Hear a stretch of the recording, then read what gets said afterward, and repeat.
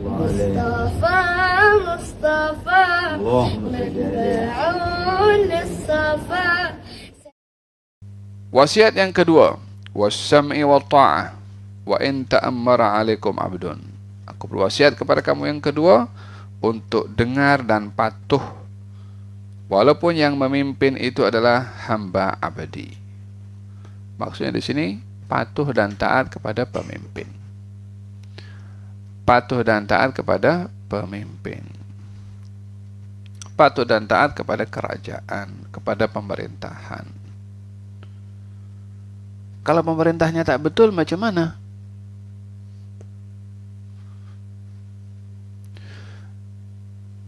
Faham dong? Kita di dalam menyelesaikan masalah itu tidak selalunya dengan menukar orang yang bermasalah. Kita fokus dulu untuk memperbetulkan kesalahannya. Tak semestinya dengan menukar. Sejak bila dijadikan dasar untuk menyelesaikan permasalahan dengan menukar orangnya, sementara kita boleh memperbetulkan kesalahannya supaya orang itu menjadi orang yang tak bersalah.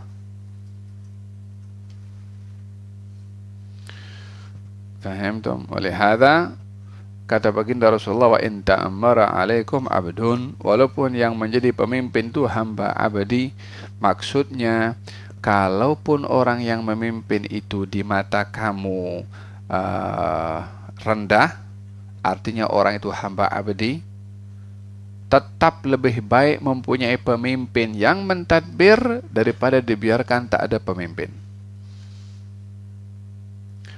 Lebih baik dipimpin hamba abadi daripada negara tak ada pemimpin atau semua nak jadi pemimpin. Siapa yang akan dipimpin?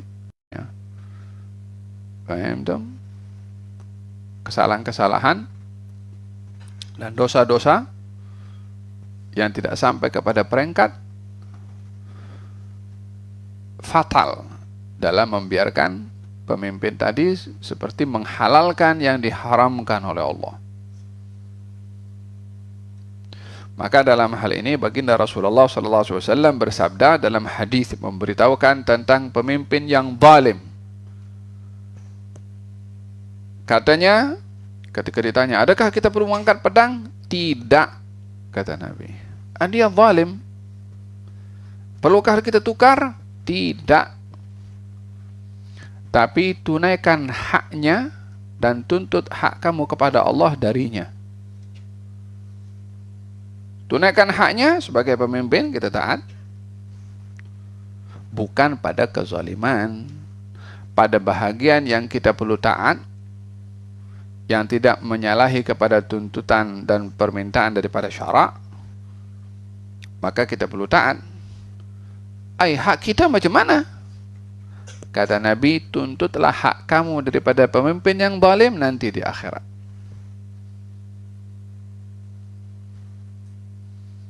Nabi bagi nasihat seperti itu.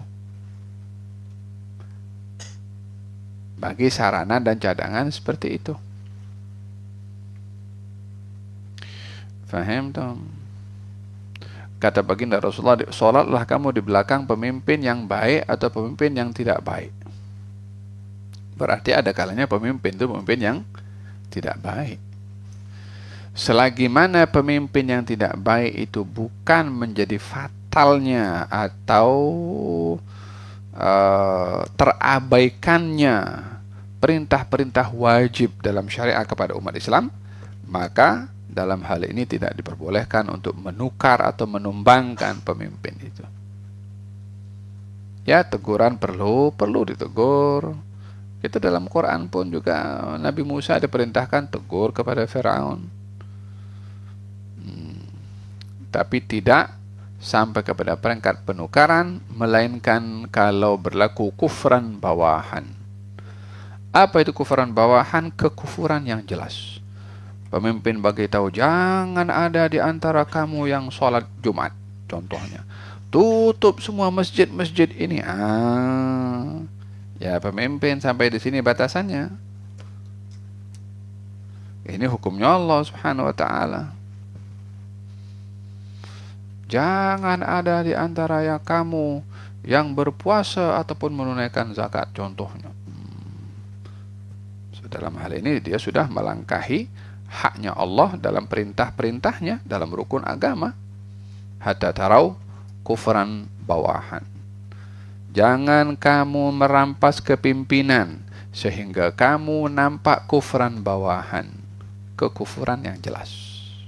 Kekufuran di sini bukan orang murtad, tapi tindakan keputusan yang ianya adalah menyebabkan kekufuran, seperti melarang sholat, melarang berpuasa.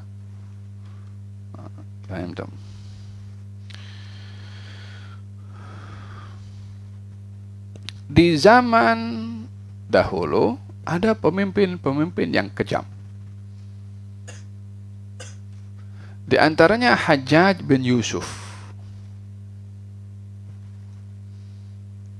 Pada pemimpinnya ketika Hajjaj bin Yusuf berkuasa di Madinah, waktu itu berapa banyak para aulia yang hidup di zaman itu.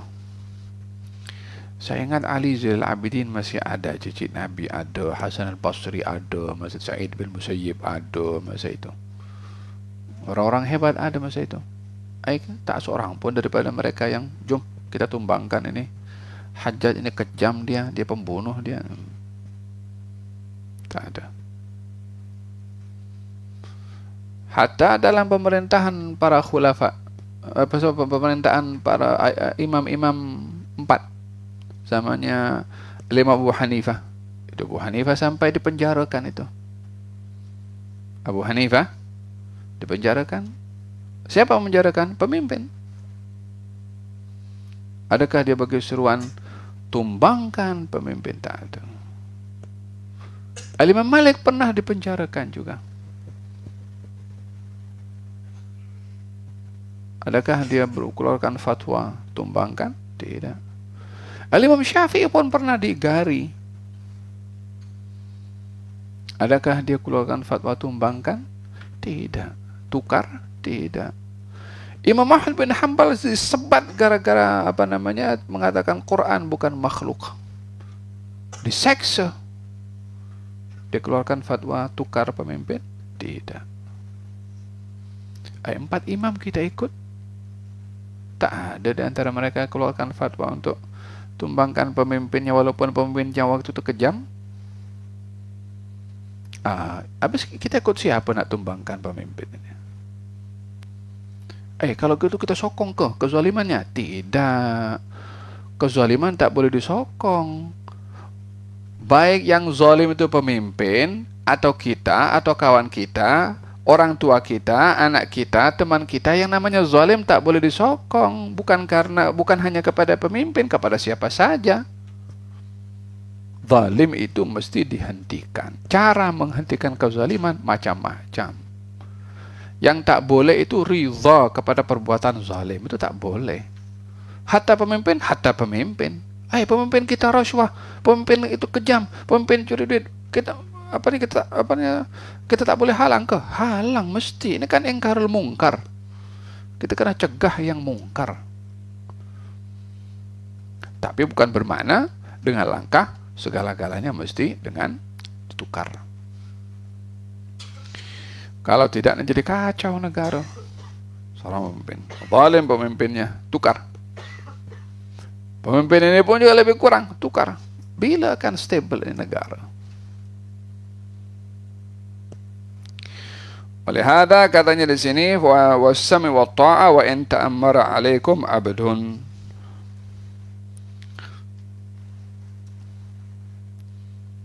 Nah.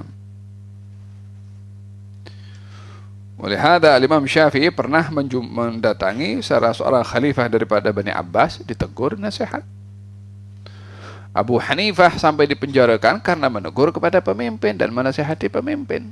Ya, karena ini raddud zulmi, menolak kezaliman, tapi bukan dengan cara menukar.